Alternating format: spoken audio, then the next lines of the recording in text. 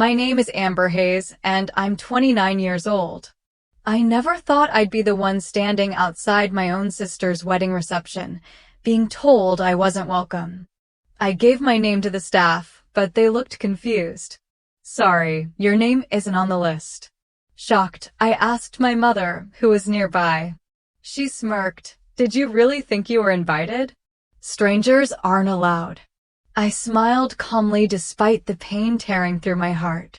"Then I'll live like a stranger," and I walked away. Before I continue with my story, I'd love to know where you're watching from today. Drop your location in the comments, hit that like button, and subscribe if you want to hear more stories about family betrayal and the strength it takes to walk away from toxic relationships. I grew up in a middle-class suburb just outside of Boston. Our house wasn't fancy, but it was in a good school district, which my father, Richard, always said was the most important investment he could make for his daughters. Dad worked as an accountant, and Mom, Diana, was a part-time real estate agent who primarily considered herself a homemaker. My sister, Madison, is 3 years older than me, and for as long as I can remember, she was my mother's clear favorite. When I was younger, I didn't recognize the favoritism for what it was. I thought Madison received more attention because she was older or because she needed more help. Madison was pretty and popular but struggled academically. Meanwhile, I was quieter, more studious, and found refuge in books and art. Dad would often sit with me at the dining room table while I drew or painted, telling me how talented I was. Those moments with him were precious islands of validation in a household where I often felt invisible. Everything changed when I was 15. Dad came home from work complaining about heartburn, went to lie down, and never got up again. The massive heart attack was sudden and devastating. I remember standing at his funeral, feeling my mother's arm around Madison's shoulders while I stood slightly apart, clutching my father's favorite tie that Mom had let me keep. After Dad died, the subtle favoritism became much more pronounced. Mom threw herself into Madison's life, attending every social event, shopping together, and planning Madison's future. I was expected to be self-sufficient. "You've always been so independent," Amber, Mom would say, not as a compliment, but as justification for her emotional neglect. Despite the lack of support at home, I thrived academically. In my junior year, I won a prestigious art competition with a portrait series that my art teacher entered without telling me. The local newspaper did a feature on me, and while my mother displayed the article on the refrigerator, she also found ways to diminish the achievement. "It's nice that you have your little drawings to keep you busy," she'd say, or, "Madison could have been artistic too if she'd had the time, but she's always been so popular." Madison's jealousy became more obvious during my senior year when I received a full scholarship to attend Rhode Island School of Design. What should have been a celebrated achievement became a source of tension. "I guess some people get all the luck," Madison commented during the dinner where I announced my acceptance. Mom quickly added, "Well, we all know college isn't for everyone. Madison has real-world skills." I moved out to attend college, and the physical distance provided some emotional relief. I excelled in graphic design and started freelancing during my sophomore year. After graduation, I landed a job at a boutique design agency in Boston, which allowed me to afford a small apartment of my own. I established a life independent from my family, though I still made efforts to stay connected. Every Sunday I would call Mom. Every holiday I would show up with thoughtful gifts and endure the subtle comparisons and criticisms.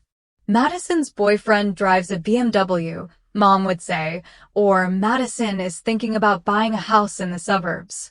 There was always an implicit comparison that left me feeling inadequate.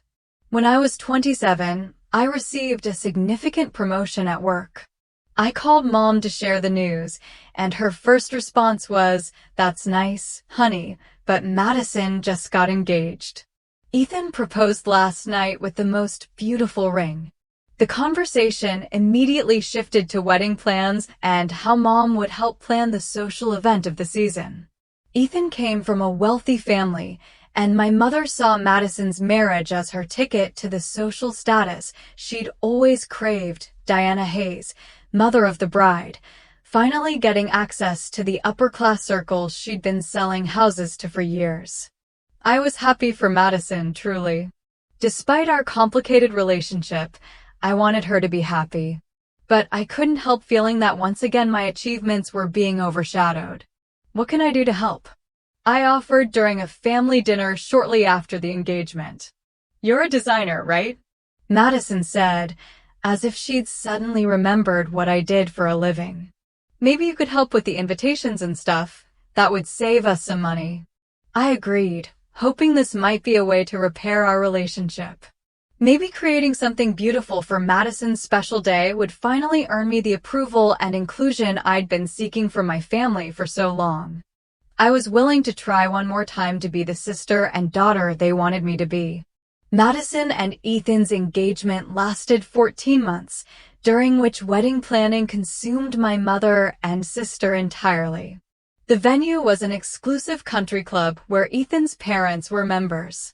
The guest list grew to over 200 people, many of whom Madison had never met but were important business associates of Ethan's father or social connections. My mother was eager to impress. True to my word, I offered my professional skills to help with the wedding materials. I could design custom invitations, I suggested during one of the early planning sessions at my mother's house. It would be my gift to you both. Madison exchanged a look with our mother before responding. That would be helpful, but we need them to be really elegant, professional quality. I swallowed my pride. I am a professional, Madison. I design materials for luxury brands at my agency. Oh, right, she said, looking slightly embarrassed. Well, if you think you can handle it, that would be great. Over the next several weeks, I spent countless hours creating custom invitation designs, working closely with a high-end printer I knew through industry connections. I created mood boards, font selections, and color schemes that complemented Madison's chosen wedding colors. I even hand-illustrated delicate floral borders that would become a motif throughout all the wedding materials. The invitations were just the beginning. Soon I was designing programs, place cards, menus, thank you cards, and even custom monogrammed cocktail napkins. What had started as one gift quickly expanded into providing thousands of dollars worth of professional design services for free. Could you make the font a little more, I don't know, fancy? Madison would say. Or Mom thinks the border should be gold, not silver. I made every requested change without complaint, seeing each revision as an opportunity to finally earn their approval. 3 months before the wedding, I was browsing the wedding website I had created when I noticed something odd. Under the family section, Madison was listed with my mother and Ethan's family, but my name was nowhere to be found. I told myself it must be an oversight. The next day, I casually mentioned it to Madison over the phone. Hey, I noticed my name isn't on the family section of the website. Oh, weird, she said, sounding distracted. I'll fix that. Probably just an oversight when we were giving the information to you. Weeks passed, and despite sending updated information for various aspects of the website, my name remained absent from the family section. Meanwhile, I still hadn't received an actual invitation. I assumed I wouldn't need one since I was so involved in creating them, but as the RSVPs started coming in, a knot of anxiety formed in my stomach. Mom, I said during a call in which she was excitedly telling me about Madison's final dress fitting, I never actually received my invitation. It sounds silly since I designed them, but I'd like to have one as a keepsake. There was a pause on the line. Oh, Madison is handling the guest list. I'm sure she just assumed you knew you were invited since you're helping so much. That explanation made sense, so I let it go. But when I mentioned it to Madison, she was equally vague. You don't need an invitation, Amber. Your family, technically, The technically stung, but I pushed the feeling aside.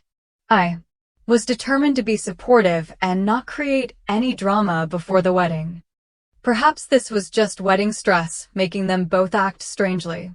6 weeks before the wedding, I spent an entire weekend designing and printing the seating charts and place cards based on the information Madison had provided. When I finished and reviewed everything, I realized my name wasn't on any of the tables. I double-checked all the family tables, thinking there must be a mistake, but I wasn't listed anywhere. I called Madison immediately. "I don't see my name on any of the seating arrangements." "Oh," she said, sounding uncomfortable. "Well, you'll be busy helping coordinate things, right? I figured you wouldn't have time to sit and eat." "Madison, I'm not the wedding coordinator. You have Vanessa for that. I've just been helping with the design elements." "Well, I'll figure something out. Maybe you can sit with some of my college friends or something." Despite these warning signs, I continued to pour my heart into helping prepare for the wedding. I spent money I couldn't really afford on a beautiful emerald green dress that complemented the wedding colors without matching the bridesmaids. I searched for the perfect wedding gift, eventually finding a vintage silver frame that I had custom engraved with their names and wedding date, planning to add a wedding photo later. The night before the wedding, I couldn't sleep. I was excited for my sister, but also increasingly anxious about my place in this event and in my family. I tried on my dress one last time, did a practice run of my hair and makeup, and carefully packed everything I would need for the next day. I wanted everything to be perfect. I wanted, finally, to be enough. The morning of the wedding, I woke early and made myself a strong cup of coffee. I texted Madison a simple, "Good morning. Big day. Love you" message, which received no response. I tried not to read too much into it. She was the bride, after all, and probably overwhelmed with preparations. As I drove to the country club, I allowed myself to hope that this day might mark a new beginning for our family. Maybe seeing all my hard work come together would help Mom and Madison appreciate me. Maybe being part of this important occasion would finally make me feel like I belonged. I had no idea that the day would instead mark an ending, the final confirmation that, in my family's eyes, I would always be an outsider. I arrived at the country club 3 hours before the ceremony was scheduled to begin. The parking lot was already buzzing with activity, florists unloading arrangements, catering staff setting up, photographers testing lighting. I gathered my bag containing the emergency kit I'd prepared, extra copies of programs, place cards, super glue for any last-minute fixes, and headed inside. The grand entrance hall of the country club was breathtaking, with marble floors and a sweeping staircase. I approached a woman with a clipboard who appeared to be in charge. "Hi, I'm Amber Hayes, the bride's sister. I've been helping with all the design elements and wanted to check if there's anything that needs attention before things get started." The woman, Vanessa according to her name tag, looked at me with slight confusion. "Oh, you're the designer. I thought you were just handling things remotely. Madison didn't mention you'd be here for setup." "I'm her sister," I repeated, feeling the first twinge of unease. "Right," Vanessa said, checking something on her clipboard. "Well, everything's under control with the printed materials. The mother of the bride is upstairs with the bridal party if you need to speak with them." Mother of the bride. Not my mother, though she was just the mother of the bride, as if I had no connection to her. I made my way upstairs to the suite where Madison and the bridesmaids were getting ready. Through the door, I could hear laughter and music. I knocked, and one of Madison's college friends opened the door. "Oh," she said, clearly surprised to see me. "Amber, right?" "Yes," I said, forcing a smile. I just wanted to see if Madison needs anything. Before she could respond, my mother appeared at the door. "Amber, what are you doing here so early?" "I came to help. Make sure all the materials are set up correctly." Mom glanced over her shoulder, then stepped into the hallway, partially closing the door behind her. Everything's under control. Madison is very busy right now with her bridesmaids. Can I just say hello? I won't stay long. Mom sighed. She's very stressed, Amber. Today needs to be perfect. Maybe you can make yourself useful downstairs, check on the table arrangements or something. I nodded, swallowing the hurt. Sure, I'll do that. As I turned to leave, I heard Madison's voice from inside the room. Is she gone? I don't need any drama today. I pretended not to hear and walked away, telling myself that pre-wedding nerves were making everyone act strangely. I headed to the reception hall to check on the setup. The ballroom was stunning with round tables elegantly set with fine china and crystal. My designs were everywhere, from the programs placed on ceremony chairs to the menus at each place setting, the monogrammed cocktail napkins at the bar, and the large seating chart display near the entrance. I felt a small surge of pride seeing my work come to life so beautifully. As I was admiring the centerpieces, I overheard two staff members talking nearby. The mother of the bride was very specific about the guest list, one said quietly. She said they've had to be careful about keeping certain people away from the important guests, rich people drama. The other replied with a laugh. I moved away, telling myself they couldn't possibly be referring to me yet. The knot in my stomach tightened. The hours passed quickly as guests began to arrive for the ceremony. I slipped into the garden where chairs had been arranged, taking a seat in the back row. No one acknowledged me or asked why I wasn't with the family. The ceremony was beautiful, with Madison looking radiant in her designer gown as she walked down the aisle on her mother's arm. I noticed Mom crying happy tears, something I'd never seen her do for any of my achievements. After the ceremony, guests were directed to a cocktail hour on the terrace while the wedding party took photos. I stood alone, watching from a distance as Madison, Ethan, Mom, and Ethan's family posed for picture after picture. No one called me over to join them. When it was time for the reception, guests began lining up at the entrance to the ballroom, where staff were checking names against the guest list. I joined the line, rehearsing in my head how I would laugh off the obvious oversight when I explained I was the bride's sister. When my turn came, I smiled at the young man with the tablet. Amber Hayes. He scrolled through his list, then scrolled again, looking increasingly uncomfortable. I'm sorry. I don't see that name.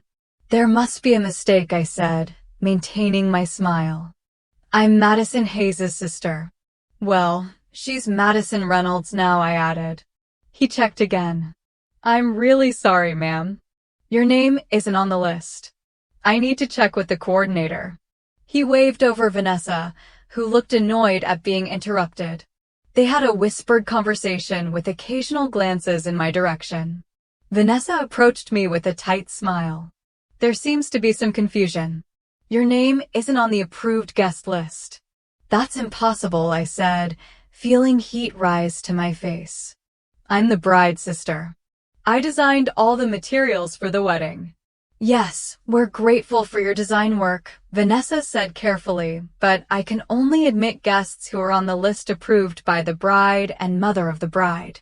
I saw my mother approaching from inside the ballroom, likely alerted by the commotion. What's going on here? She asked, her voice controlled but with an edge of irritation. Mom, they're saying I'm not on the guest list, I explained, certain she would clear things up immediately. Instead, she gave me a cold look that I'll never forget. Did you really think you were invited? Strangers aren't allowed. The words hit me like a physical blow. Mom, I'm your daughter. Madison's sister. You haven't been part of this family in any meaningful way for years, Amber, she said quietly so the nearby guests couldn't hear. Madison wanted her special day to be perfect, with no awkwardness or tension. Surely you can understand that. I stood there utterly stunned. All those months of work on the wedding materials, the thoughtful gift, the expensive dress I was wearing, all based on the assumption that I was actually invited to celebrate my own sister's wedding. In that moment, something broke inside me, but also clarified years of subtle exclusion that suddenly made perfect sense. I wasn't just less favored, I was unwanted. I looked my mother directly in the eyes and said with remarkable calm, "Then I'll live like a stranger." I turned and walked away, head held high, even as my world collapsed around me. Behind me, I heard Vanessa asking my mother if everything was all right, and my mother's response, "Just a misunderstanding with a vendor." Everything's fine.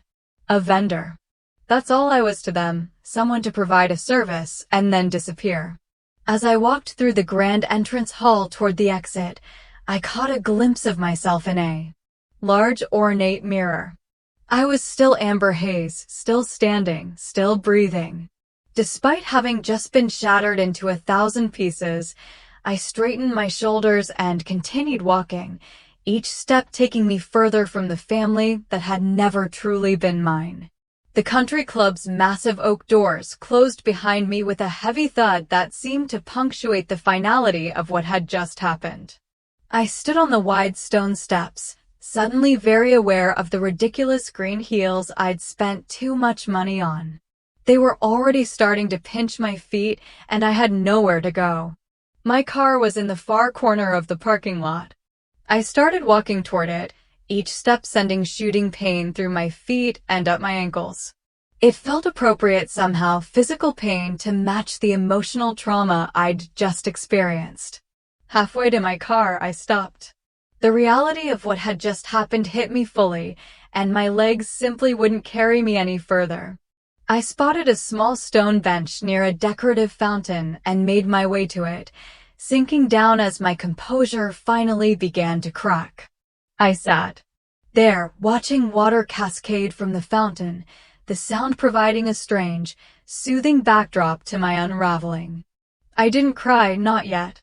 Instead, memories began flooding back, one after another, each recontextualizing in light of this final rejection. My 16th birthday, when Mom and Madison had forgotten and gone shopping together. The high school graduation party, where I'd overheard Mom telling her friends how Madison had been the one to really struggle after Dad died, with no mention of my grief. College move-in day, when Mom had dropped me off with a quick hug while she rushed back for Madison's sorority event. Every holiday, where my gifts were opened with polite acknowledgement, while Madison's were met with genuine excitement. These weren't isolated incidents. They were part of a pattern so consistent that I had normalized it, made excuses for it, blamed myself for it. But sitting on that bench in my expensive dress and painful shoes, I couldn't deny the truth any longer. I had never been wanted. I pulled out my phone and called the one person I knew would come without question. "Stephanie?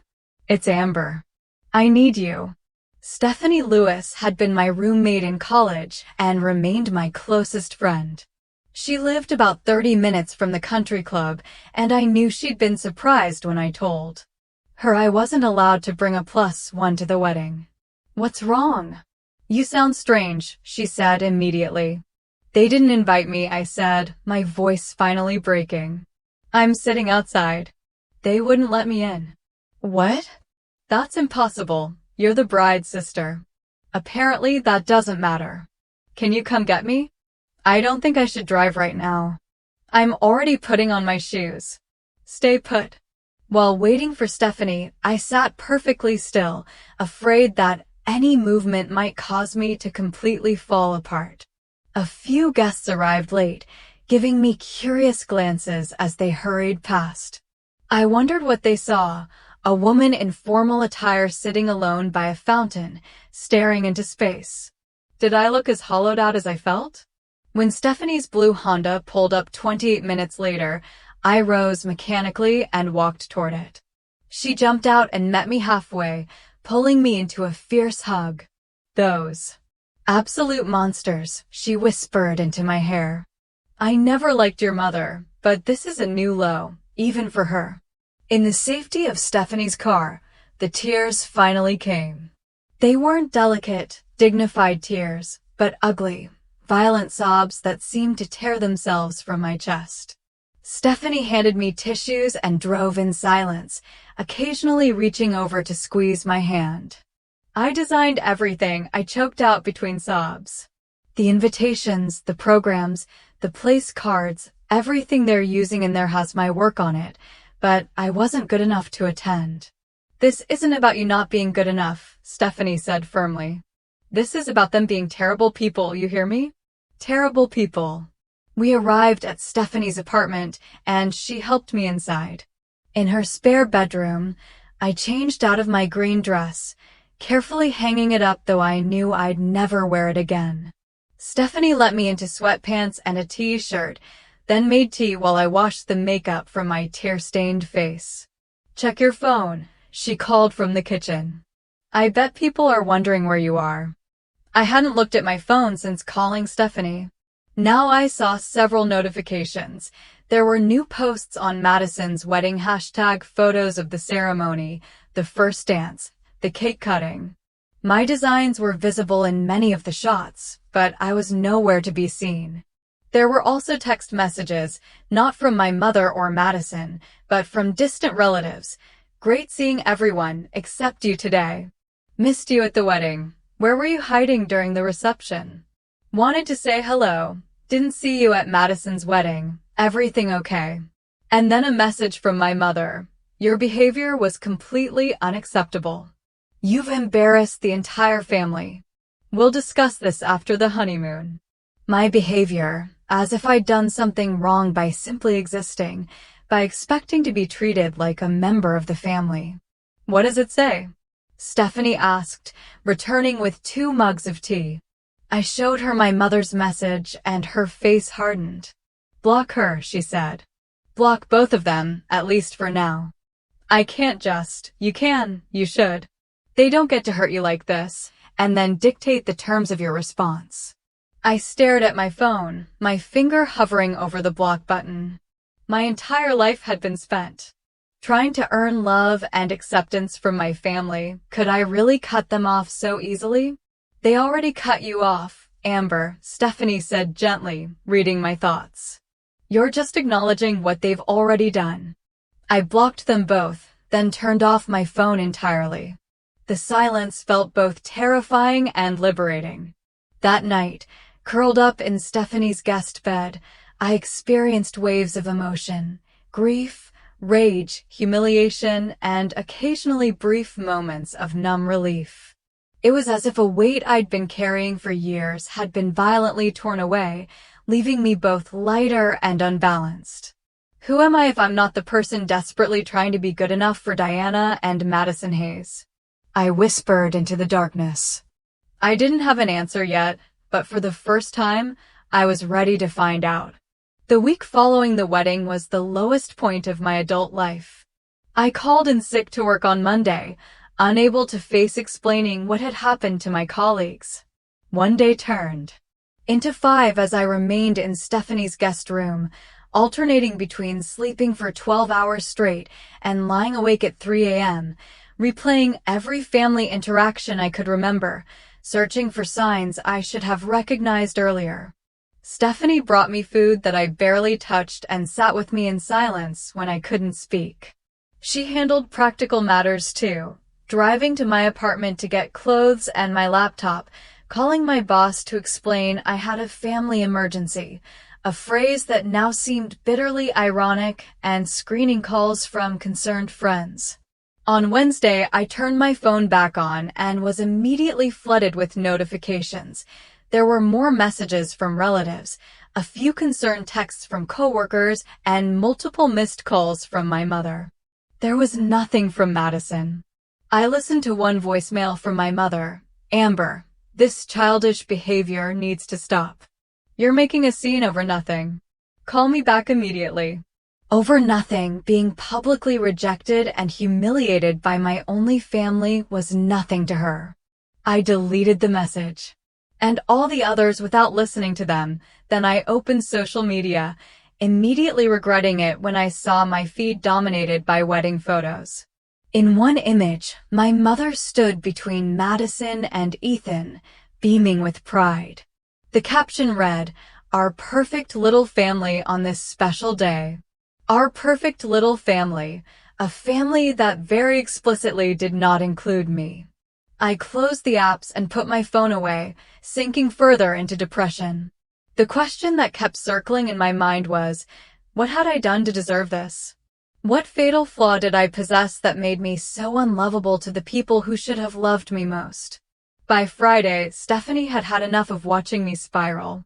She marched into the guest room, opened the blinds, and sat on the edge of the bed. "Get up," she said kindly. "Shower. Get dressed, we're going out." "I can't," I mumbled, pulling the blanket over my head. She yanked it back down. "You can and you will. You're going to see a therapist today." I called Dr. Rivera. "She had a cancellation and can see you at 2. "A therapist, Steph? I don't need." "Yes, you do," she interrupted. "This isn't normal sadness, Amber. This is trauma. You need professional help, not just me bringing you soup and letting you hide from the world." I wanted to argue, but I didn't have the energy, and deep down, I knew she was right. This pain went beyond ordinary family disagreements or disappointments. This was about a lifetime of conditional love and systematic exclusion that had culminated in the most public rejection possible. Dr. Rivera's office was warm and surprisingly non-clinical, with comfortable chairs and soft lighting. The therapist herself was a woman in her 50s, with kind eyes and a direct manner that somehow put me at ease. "Tell me why you're here, Amber," she said after initial introductions. I took a deep breath and told her everything, not just about the wedding, but about the years of subtle favoritism. The constant seeking of approval, the way I had built my entire identity around trying to be good enough for people who would never see me that way. "What you're describing sounds like a family dynamic with narcissistic patterns," Dr. Rivera said when I finished. "Your mother appears to have cast Madison in the role of the golden child and you as the scapegoat.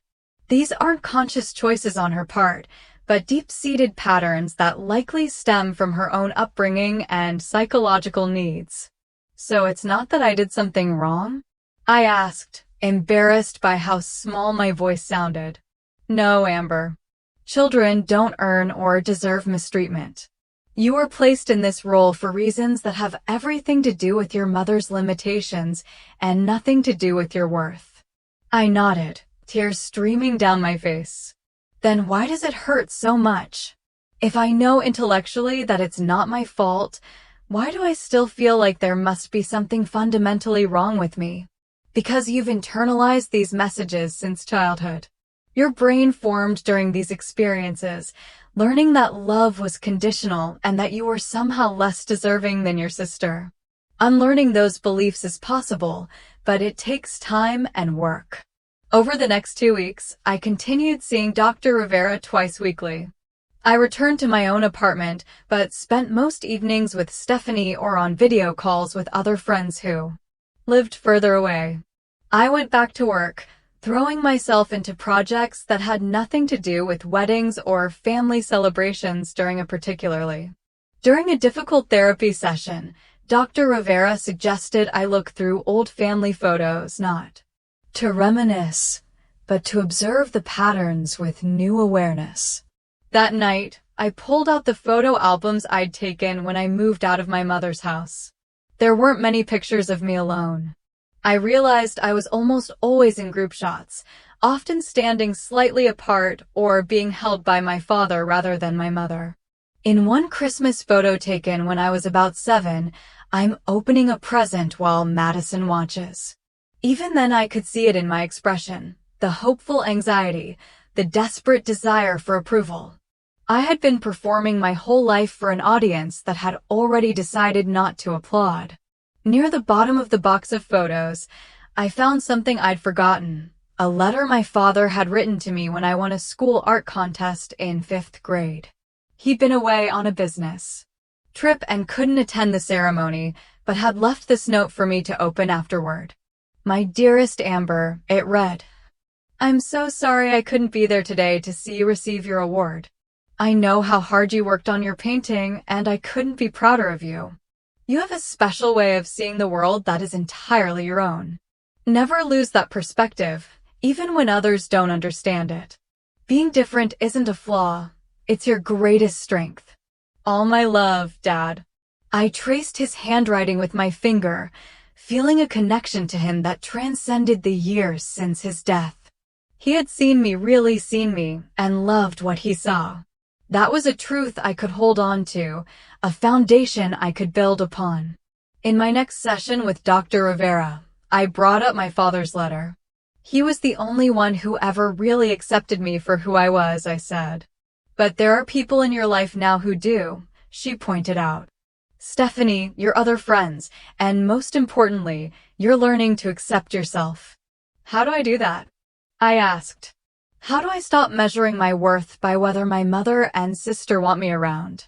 By recognizing that their assessment isn't accurate or fair, by understanding that their rejection says more about their limitations than about your value, and by building a life that isn't centered around winning approval you may never receive. I nodded slowly. I think I've been waiting my whole life for them to change, to suddenly see me and love me the way I needed. But that's never going to happen, is it? I can't predict the future, Dr. Rivera said carefully. People sometimes do grow and change, but you can't build your life around waiting for that possibility. You need to live for yourself. That night, I researched family estrangement and toxic relationships. I joined online forums where others shared similar experiences. I wasn't alone in this pain. Many people had faced the devastating recognition that their families of origin couldn't or wouldn't provide the love and acceptance they deserved. Reading their stories of grief, healing, and eventually building fulfilling lives gave me hope. Some had created families of choice that provided the support and love their biological families hadn't. Others had established limited, carefully boundaried relationships with toxic relatives. Some had cut ties completely. There wasn't a single right answer, I realized, but what all these stories had in common was a moment of clarity, a point where the person stopped blaming themselves and recognized the dynamic for what it was. My wedding rejection had been my moment of clarity. As painful as it was, it had torn away the veil of denial I'd been hiding behind. I couldn't unsee the truth now, and while that brought grief, it also brought possibility. I wasn't the problem, I never had been, and that meant I didn't need to fix myself to be worthy of love. I already was. 3 weeks after the wedding, I was ready to take more active steps toward healing. Dr. Rivera had helped me develop a self-care routine that included morning journaling, regular exercise, and meditation. These practices weren't magical solutions, but they provided structure and small moments of peace during a time when everything felt chaotic. I returned to work full-time, throwing myself into new projects. My creative director noticed the change in my work, a new boldness and emotional depth that hadn't been there before. There's something different about your designs lately, she commented during a review meeting. They're more authentic, more impactful. Whatever you're doing, keep doing it. What I was doing was channeling my pain into my art, finding visual expressions for feelings I couldn't always put into words. Ironically, being rejected by my family was making me a better designer. Following Dr. Rivera's suggestion, I drafted an email to my mother and Madison, setting clear boundaries for our future interactions. I didn't send it immediately, letting it sit in my drafts folder while I considered exactly what I wanted to say. Meanwhile, the messages from my mother continued growing increasingly manipulative. Your sister is devastated that you're creating this drama during her honeymoon, one text read. Another said, I raised you better than this, Amber. This silent treatment is childish and cruel. I showed these messages to Dr. Rivera during a session. Notice how she's flipping the narrative, the therapist pointed out. In her version, you're the one causing harm by reacting to their actions, not them harming you with the initial rejection. Classic Darvo, I said, referring to the acronyms she taught me: deny, attack, reverse victim, and offender. Exactly. And how does reading these messages make you feel? I considered the question. A month ago, they would have sent me into a spiral of guilt and self-doubt. Now, I just feel sad that she can't take responsibility, sad that this is the mother I got. That's progress, Dr. Rivera said with an approving nod. Tremendous progress. After another week of reflection, I finalized my email. Mom and Madison, I'm writing to address what happened at the wedding and to establish clear boundaries going forward. Being deliberately excluded from Madison's wedding after contributing significant time, skill, and emotional energy to the preparations made it painfully clear how you both view me and my place in this family. I need time and space to process this hurt. During this period, I ask that you respect my need for distance. Please do not contact me for at least 3 months. After that time, if I choose to reestablish communication, it will be on different terms than before. I will no longer accept being treated as an afterthought or an inconvenience. I will no longer work to earn love that should be freely given. I deserve better, and I'm finally ready to insist on it. This isn't about punishment or drama. It's about self-preservation and setting healthy boundaries. I hope someday you can understand that. Amber. I sent the email on a Sunday morning, then turned off my phone and went for a long walk in the Boston Public Garden. When I returned and checked my messages, there were multiple missed calls and texts from both my mother and Madison, exactly what I'd expected. Madison's text was brief but cutting, way to make everything about you as usual. My mother's was longer and hit all the familiar notes of guilt, obligation, denial, and manipulation. I don't know what fantasy you've concocted in your head, but this is completely uncalled for. After everything I've done for you, this is how you repay me, by abandoning your family. Your sister is heartbroken. I'm heartbroken. If your father could see this behavior. I didn't respond to either message. Instead, I blocked their numbers, at least temporarily. It was a boundary I needed to maintain for my own well-being. The following weeks brought unexpected changes. Without the emotional drain of trying to please my family, I had more energy for other relationships and pursuits. I joined a local art collective, volunteered at a community center teaching design skills to teenagers, and reconnected with college friends I'd lost touch with. One rainy Tuesday, I stopped at a coffee shop near my apartment to work on some freelance projects. While waiting in line, I dropped my sketchbook and a man behind me picked it up. As he handed it back, he glanced at the page. It had fallen open to a series of logo concepts I was developing. "These are really good," he said. "Are you a designer?" His name was Jason Mitchell, and he was a photographer who specialized in architectural and interior design photography. We ended up sharing a table and talking for over an hour about creative processes, client challenges, and our favorite designers. "Would you want to get coffee again sometime?" he asked as we were leaving. "Or dinner? I'd love to see more of your work." It wasn't until I was walking home that I realized he might have been asking me out, not just expressing professional interest. The thought made me pause. Was I ready for that? But after a moment's reflection, I decided it didn't matter if I was ready. I was willing to find out. We began seeing each other sometimes for professional collaboration, sometimes for dates, often for both. He was thoughtful and direct in a way that was refreshing after years of navigating my family's indirect communications and hidden agendas. When he said he'd call, he called. When he had a concern, he expressed it. When he enjoyed something about me, he said so plainly, "I like how your mind works." He told me one evening as we walked along the Charles River, "You see connections that other people miss."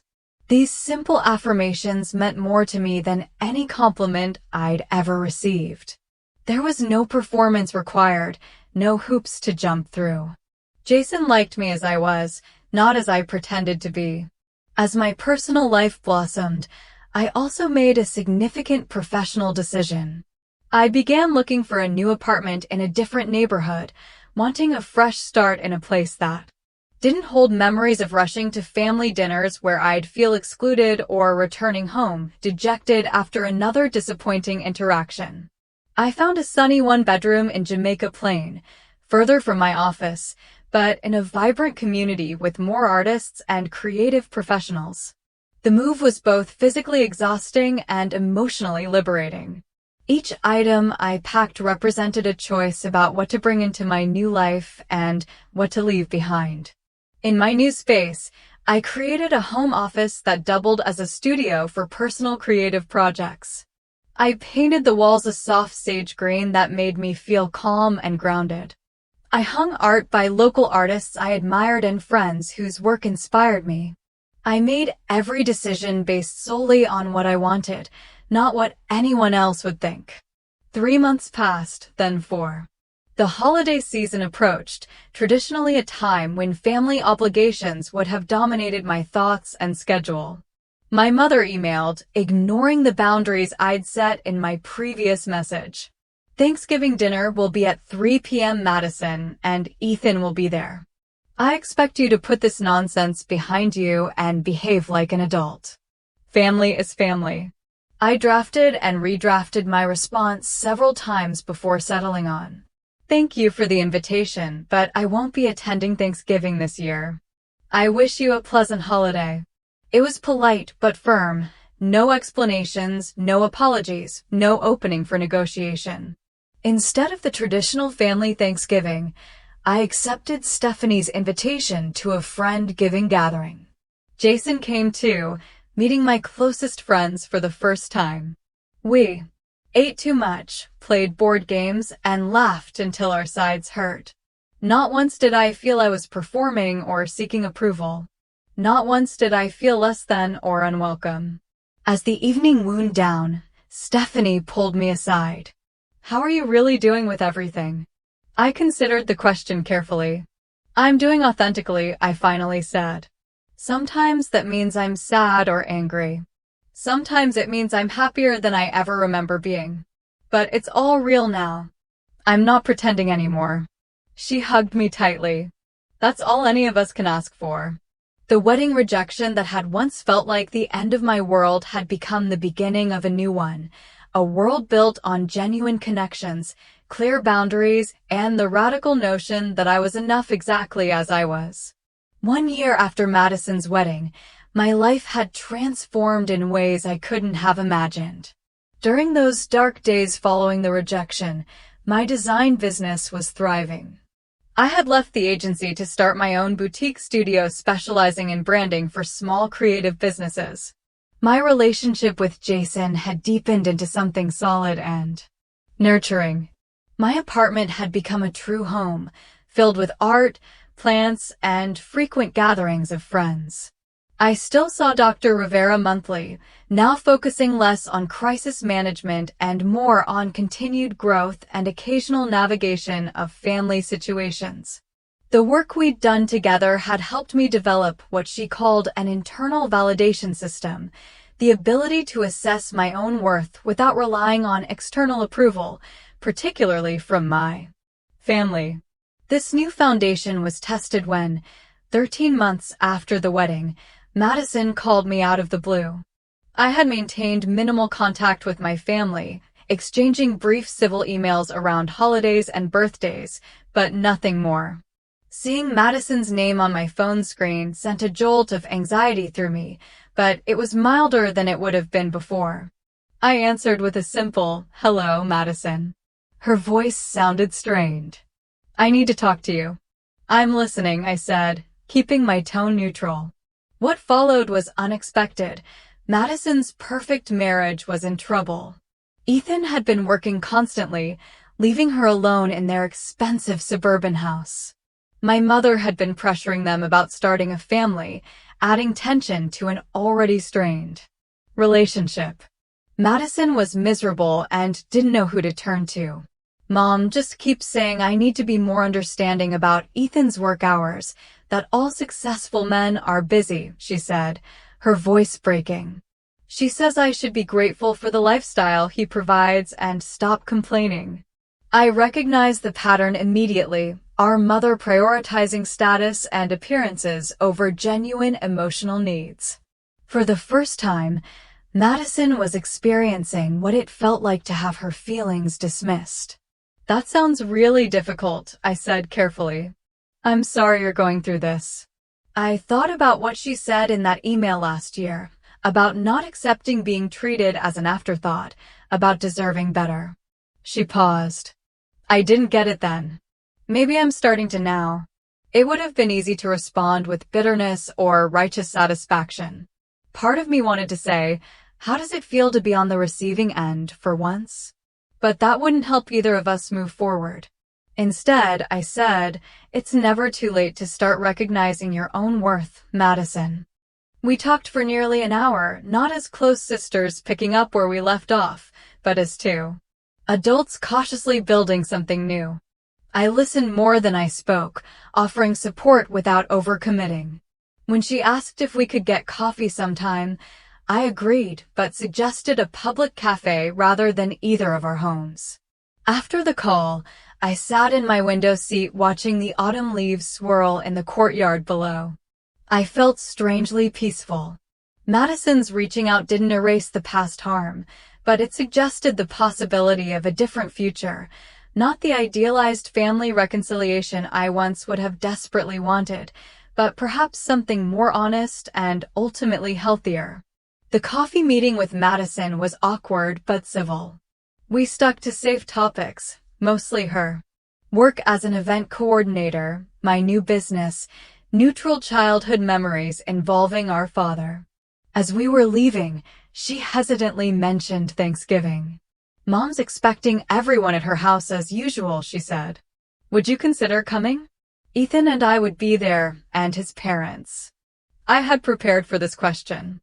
I appreciate the invitation, Madison, but I'll be hosting my own Thanksgiving this year with friends.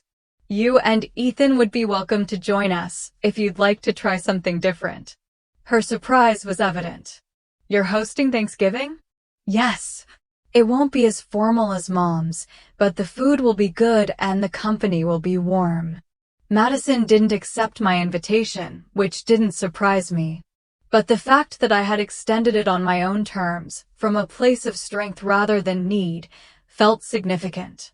My mother's reaction to hearing about our coffee meeting came in the form of a lengthy email, alternating between statements like, I'm glad you girls are finally putting this nonsense behind you, and subtle digs like, I always knew you'd come around eventually. When you were ready to be mature about things.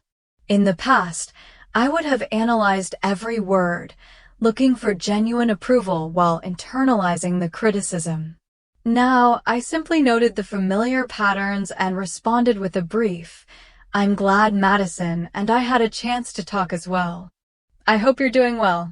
The shift in my response to my mother wasn't lost on Jason, who had witnessed some of my earlier reactions to family communications.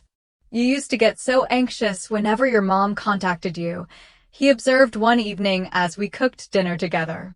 Now you just seem, I don't know, unaffected. I considered this as I chopped vegetables. Not unaffected exactly, I said. More like I see her clearly now. I understand her limitations. I know her approval isn't necessary for my happiness, and her disapproval doesn't determine my worth. Jason smiled.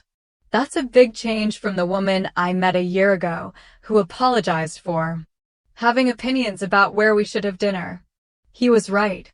The woman I'd been before the wedding rejection had been so afraid of disapproval that she'd made herself small, avoiding conflict at all costs. The woman I was now understood that healthy disagreement was part of an authentic relationship and that true connection required showing up as my full, imperfect self. As another holiday season approached, I made good on my plan to host Thanksgiving. Our guest list included Stephanie and her boyfriend, Jason, several friends from the art collective, 2 former colleagues, and a few neighbors from my building. Madison and Ethan declined as expected, but to my surprise, they sent a lovely bottle of wine and a handwritten note wishing us a happy holiday. The day was chaotic and wonderful, too many cooks in my small kitchen, a turkey that took longer than expected, spirited debates about movies and books, board games that got increasingly competitive as the evening progressed. Looking around at the mismatched chairs and borrowed plates, the diverse group of people who had chosen to spend their holiday together, I felt a sense of completion. This was family, not defined by blood or obligation, but by mutual care and choice. These people saw me, valued me, and wanted me present, not for what I could do for them, but simply for who I was. The wedding rejection that had once seemed like the ultimate confirmation of my unworthiness had actually been the beginning of my liberation.